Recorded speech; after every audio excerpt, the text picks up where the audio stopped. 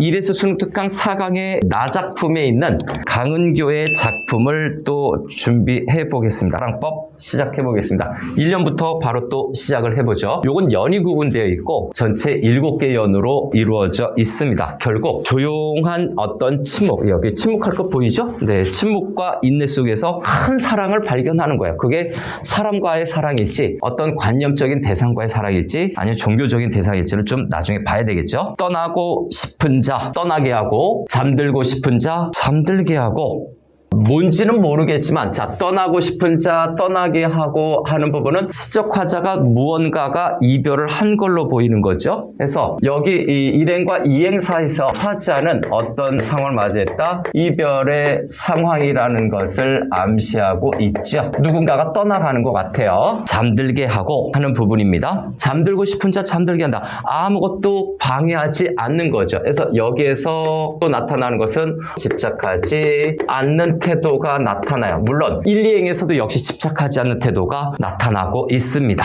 그리고 전체적으로 보면 이 1년 전체가 같은 구조가 반복이 됐어요. 저렇게 끄는 이유가 이 두 행이 같은 통사 구조가 반복이 되어 있죠. 같은 통사 구조, 문장 구조가 반복이 돼서 운율감을 형성하고 의미를 강조하고 있습니다. 네, 가볍게 정리할 수 있을 겁니다. 네, 2연으로 들어가죠. 그러고도 남는 시간은 침묵할 것. 자, 침묵을 일단 네모칸 치고 큰 사랑을 발견하는 방법이겠죠.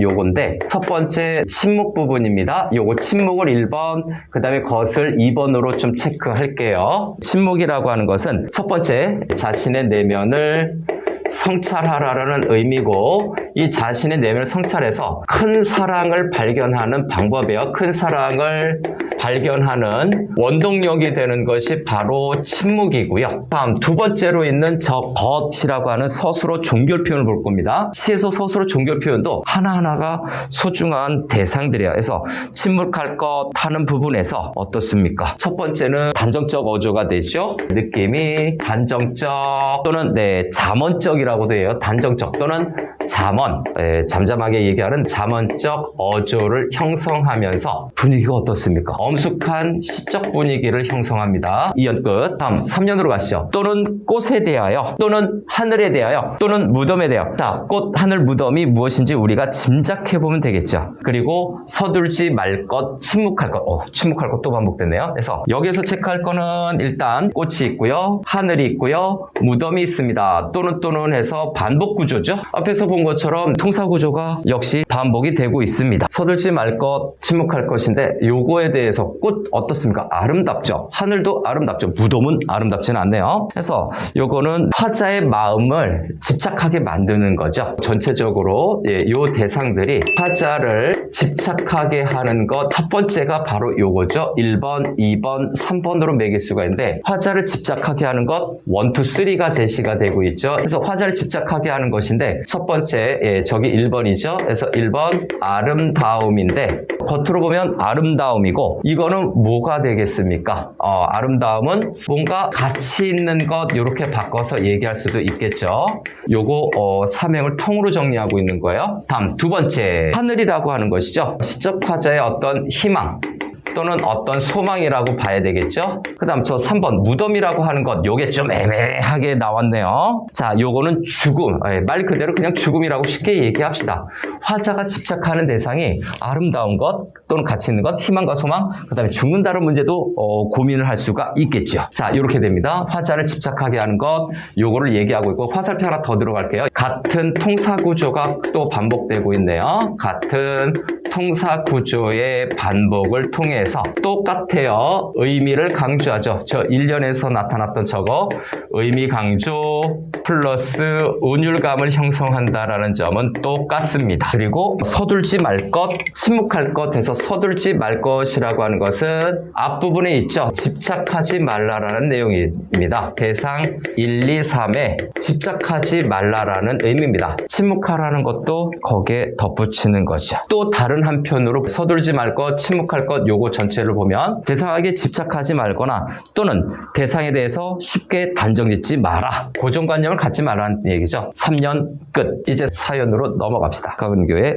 사랑법입니다. 자, 그대 살 속에 하는 부분이죠. 그대가 있고요. 살 속이 있습니다. 아무튼 살, 피부 아래라고 하는 거죠. 그대라고 하는 것은 일단 여기서 어떤 친근감, 가까움을 제시하고 있어요. 요건 이렇게 표시를 하고 그대 살속이라고 하는 것이죠. 자, 이 살속이라고 하는 건 요 살속이라고 하는 요거는 첫 번째 어떤 내면을 의미하는 걸 겁니다.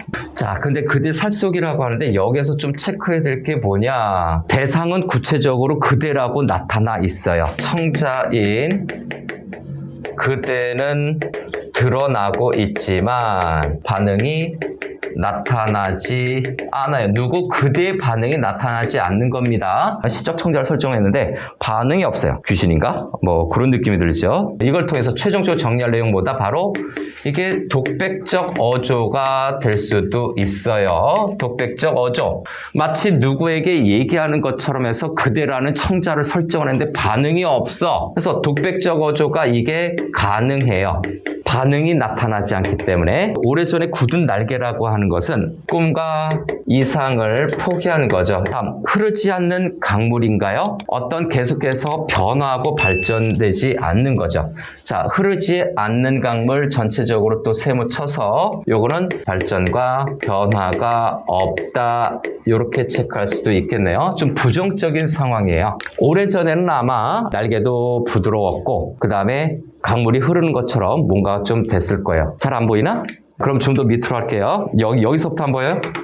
여기 다시 한번 체크할까요? 발전과 변화가 없는 상태를 바로 요 흐르지 않는 강물이라고 할 수가 있습니다. 자, 다음으로 넘어가서 부어있는 부분인가요? 또 반복되는 부분이 보이네요. 자, 쉽게 가죠. 이 부분은 반복법을 통해서 당연히 운율감도 형성하고 있고요.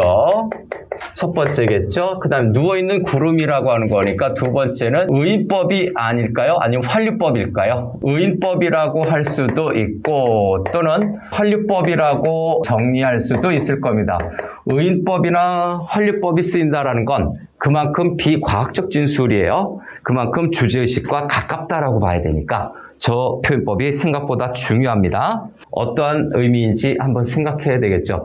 누워있는 구름이라고 하는 것은 소극적 태도를 갖고 있는 거죠. 이 구름의 이미지가 소극적인 이미지를 지니고 있는 대상물이 될 거고요. 결코 잠 깨지 않는 별을 이 별이라고 하는 것 자체는 희망을 상징할 거예요. 요거는 희망을 상징하는데 결코 잠 깨지 않는 별이라고 하는 전체적인 것은 뭡니까? 희망이 보이지 않는 거죠. 희망이 사라지는 거죠. 그래서 희망이 사라졌다라고 하는 것은 무엇과도 같겠니? 좌절과 절망이겠죠. 그래서 요거는 시적 화자의 좌절과 절망입니다. 이미 구름이 누워있다라고 표현한 것부터가 소극적인 태도를 나타내고 있는데 그 소극적인 태도는 바로 희망이 사라졌어요. 좌절과 절망하고 있기 때문에 그렇습니다. 그러니까 쉽게 꼽히지 말고 앞부분에서 뭐가 있었습니까? 꽃과 하늘과 무덤이 있었죠. 근데 쉽게 꿈꾸지 말고 쉽게 흐르지 말고 쉽게 꼽히지 말고 라고 하는 것을 우리가 정리해주면 뭐라고 정리할 수 있을까? 너무 쉽게 포기하지 마. 그 뜻이에요. 말고 이렇게 돼 있으니까. 그래서 희망이죠. 앞에서 했었던 희망을 포기하지 말라라는 얘기죠. 우리가 볼 때 다시 한번 생각을 궁금해 봅시다. 희망을 포기하지 말라라는 의미는 앞에서 나타난 걸로 정리했을 때 어떤 태도를 가지라는 걸까? 바로 앞부분에서 좀 봤었죠. 서둘지 말 것, 그 다음에 침묵할 것 이런 거죠. 그래서 침묵과 기다림의 조급하지 않은 기다림의 태도가 필요함을 암시하는 거죠. 왜? 좀 더 큰 것을 얻기 위해서 침묵과 기다림이 필요하다라고 하는 거죠. 다음에 실눈으로 볼 것, 가느다랗게 보는 거죠. 떠나고 싶은 자, 홀로 떠나는 모습을, 잠들고 싶은 자, 홀로 잠드는 모습을 하는 부분이죠. 그래서 실눈으로 보다 얘도 좀 체크해야 되겠네요. 실눈으로 볼 것, 요것도 네모칸 치고 가느다랗게 눈을 떠서 보는 거죠. 이게 과연 어떤 의미일까? 첫 번째, 현실을 굉장히 담담하게 객관적으로 또는 한 발 물러서서 지켜보는데 관조적으로 지켜보는 거겠죠. 또 다른 부분으로 보면 자 쉽게 포기하지 말라라고 하는 저 앞의 내용들 전부 다 참고를 해봤을 때 두 번째 쉽게 확정 짓지 마라. 앞부분에서 꽃, 하늘, 무덤에 대해서 서둘지 말라라고 그랬죠. 그런 부분에서 쉽게 고정관념으로 단정 짓지 말라라고 얘기하는 거죠. 나는 이래서 안 돼라고 쉽게 결정하거나 또는 생각하지 말라는 뜻이죠. 그 다음 떠나고 싶은 자 홀로 떠나는 모습을 떠나고 싶은 자 잠들고 싶은 자 홀로 잠드는 모습 이거 1년에 있었나요? 그죠? 1년에 있었던 거죠. 이 부분은 1년과 유사한 구조가 다시 느껴지네요. 그래서 여기를 좀 묶어서 1년과 연관이 되는데 도치법 사용하고 있어요. 자, 도치법인데 어떻게 되나요? 어디가 도치가 되나요? 자, 1행, 2행, 3행, 4행, 5행이 있는데 도치법이 사용된 거는 의미상 봤을 때 1, 2, 3, 4인데 이 도치법을 하면 2, 3, 4, 5가 한 행으로 있어야 되고 플러스 1행이 뒤에 와야 되는데 이 1행과 순서가 좀 바뀌었어요. 1행이 맨 뒤에 와야 되고 2, 3, 4, 5행 여기가 앞에 있어야 되는데 전체적으로 연 전체가 도치법이에요. 도치법을 통해서 바로 뭐예요? 의미를 강조하는 거죠. 이렇게 침묵하고 기다리고 그 다음에 앞부분에서 서둘지 않았을 때 뭘 하려고 마지막에 한마디 던져주고 있죠. 가장 큰 하늘은 이제 슬슬 나타나고죠. 등 뒤에 있다라고 하는 건데 하늘이라고 하는 것은 자신에게 위안을 주는 존재죠. 위안 또는 의지할 수 있는 존재죠. 아마 좀 절대자, 큰 사람, 그 정도의 의미가 될 거예요. 다른 한편으로 보자면 이게 큰 하늘은 큰 사랑이 아닐까라고 정리해 줄 수가 있죠. 그 다음에 등 뒤에 있다라고 하는 부분이죠. 너무 가까이 있어서 제대로 발견하기 어렵다. 잘 보이지가 않는다. 그래서 그대 등 뒤에 있다라고 하는 건 큰 사랑은 여기도 잘 안 보이니? 보여요? 네. 큰 사랑은 너무 가까이 있어서 쉽게 보이지 않는다는 뜻이죠. 그래서 항상 침묵하고 서두르지 말고 기다리면 큰 사랑을 발견할 수 있어 라는 내용을 이렇게 표현한 겁니다. 강은교의 사랑법이었습니다.